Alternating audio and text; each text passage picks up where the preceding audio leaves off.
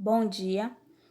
O nosso grupo vai apresentar o artigo que fala em relação aos recursos terapêuticos que são utilizados para pacientes com sintomas leves da Covid-19.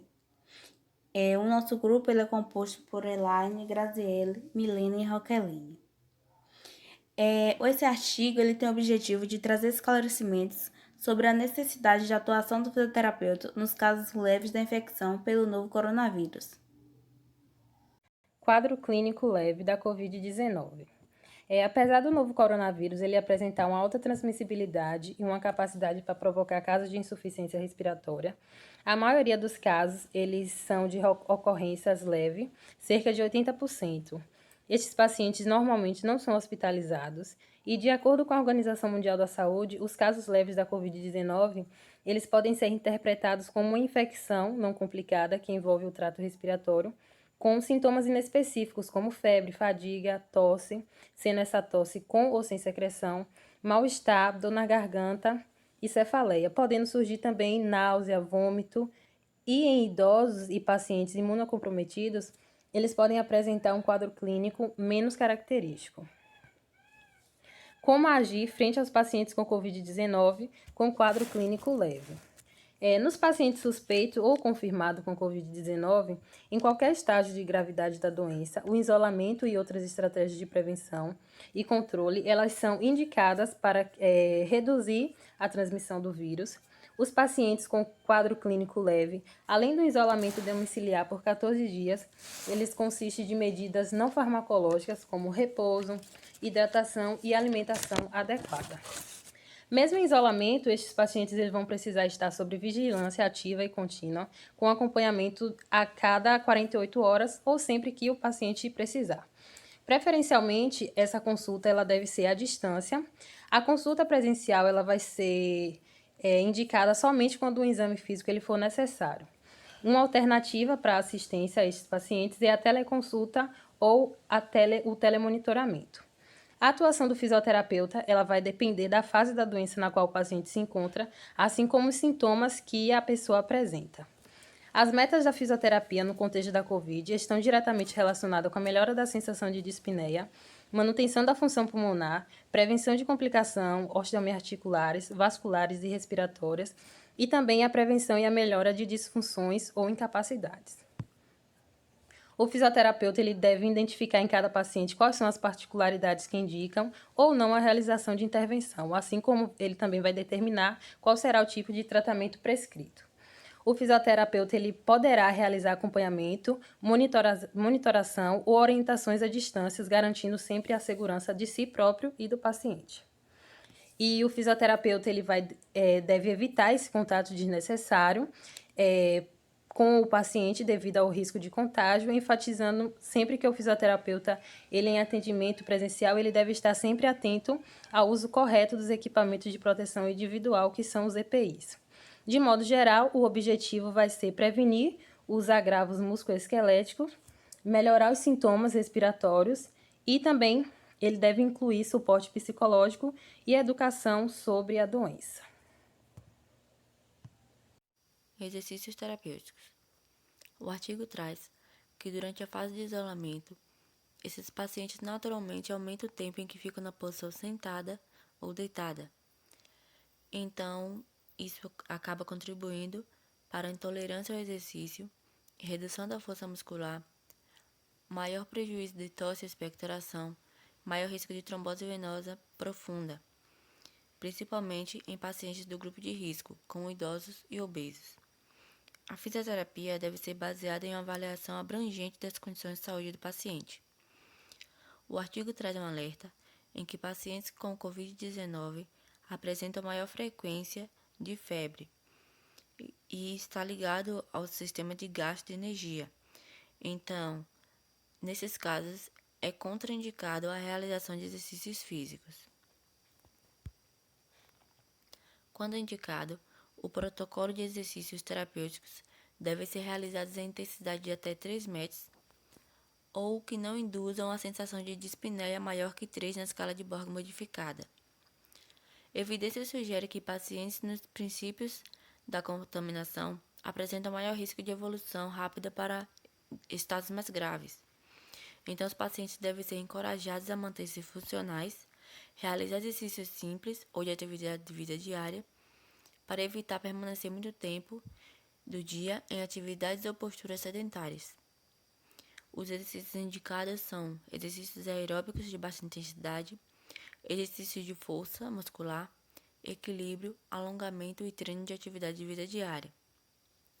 Lembrando que as condutas só poderão ser realizadas quando as condições clínicas do paciente permitir.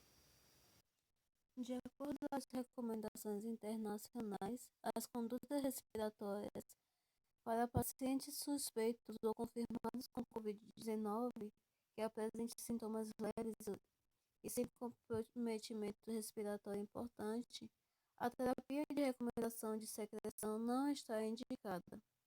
Na fase inicial da doença, a indicação para a terapia de remoção de secreção é mínima, uma vez que esses pacientes parecem não apresentar hipersecreção pulmonar. Dessa forma, o fisioterapeuta deve estar atento à otimização da ventilação e oxigenação desse paciente. Além disso, tem sido demonstrado que alguns recursos e técnicas utilizados pelos fisioterapeutas apresentam grande potencial para a disseminação de gotículas e aerosol, o que pode aumentar a transmissão dos micro-organismos causadores das infecções respiratórias, como o SARS-CoV-25. Portanto, essas ações técnicas que envolvem tosse só devem ser consideradas após análise criteriosa da relação risco-benefício em concordância com uma equipe multidisciplinar. Em pacientes com prejuízo de tosse e dificuldade de expectoração, recomenda-se o uso de técnicas de remoção de secreção apenas para pacientes hipersecretivos. Estão indicadas técnicas como o ciclo ativo da respiração e a terapia com pressão positiva expiratória. O Rufigan é uma técnica de expiração forçada que consiste em um ou dois esforços expiratórios realizados com a glote aberta com o objetivo de remoção da secreção dos brônquios com a menor alteração da pressão pleural e a menor probabilidade de colapso dos bronquíolos. O Rufigan é exigido ao final da técnica do ciclo ativo da respiração, que deve ser feito seguindo os mesmos cuidados e recomendações da etiqueta de tosse durante a terapia de remoção da secreção. A terapia da expansão pulmonar também está indicada para auxiliar na terapia de remoção de secreção em virtude do aumento do volume corrente. A expectoração, com exceção a pacientes com hiperinsuflação pulmonar, em que as técnicas de expansão são contraindicadas. Nesse caso, os pacientes devem usar máscaras cirúrgicas ou máscara de tecido caseira durante a realização das técnicas, além de todo o cuidado em relação ao uso correto dos EPIs. No caso de pacientes que possuam doença neuromuscular, pode-se utilizar a máquina da tosse, com todos os cuidados, com a higienização do equipamento, bem como a proteção individual, conforme sugerido nas recomendações. Durante a fisioterapia respiratória, deve-se praticar a etiqueta da tosse e higiene.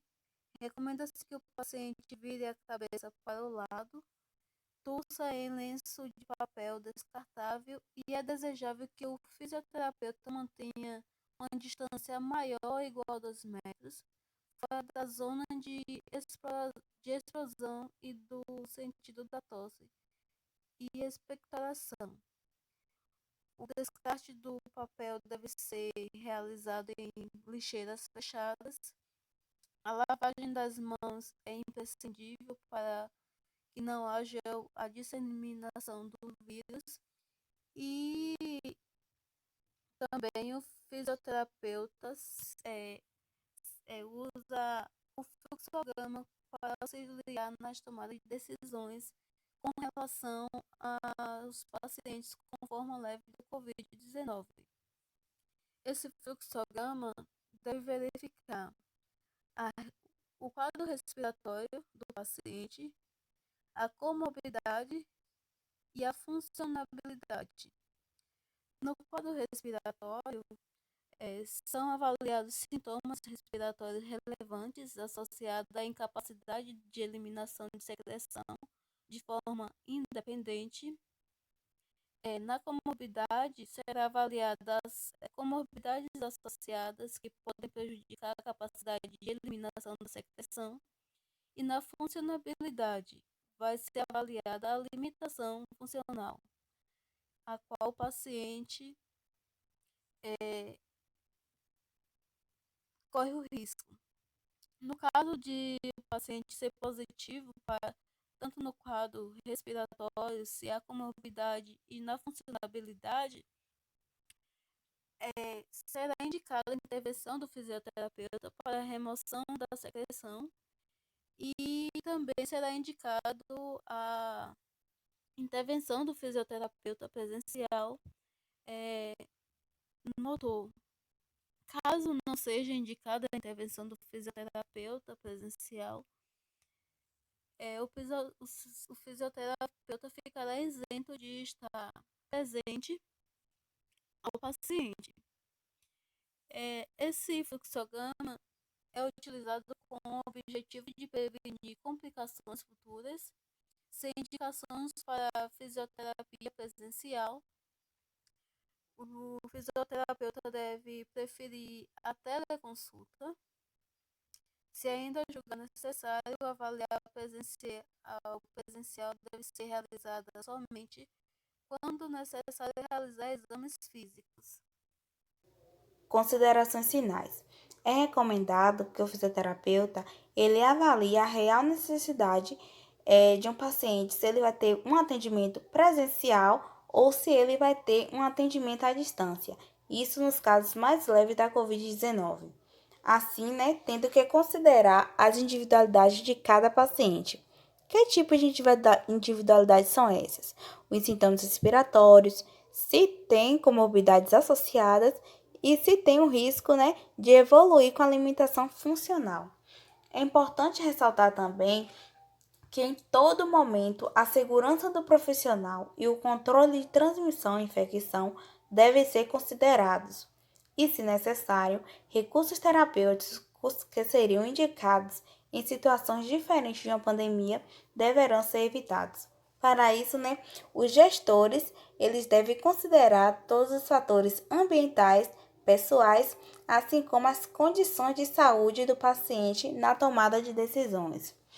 Por fim, tendo em vista a estimativa do Ministério da Saúde de crescimento dos casos da Covid-19 no Brasil, a atuação fisioterápica tem por objetivo prevenir que pacientes com a forma mais leve da Covid-19 e que já apresentavam limitações funcionais ou comorbidades prévias evoluam com a necessidade de internação hospitalar. E com isso, vai ajudar a evitar o colapso dos serviços de saúde. Então, essa foi a apresentação do nosso artigo. Obrigado pela atenção e um bom dia a todos.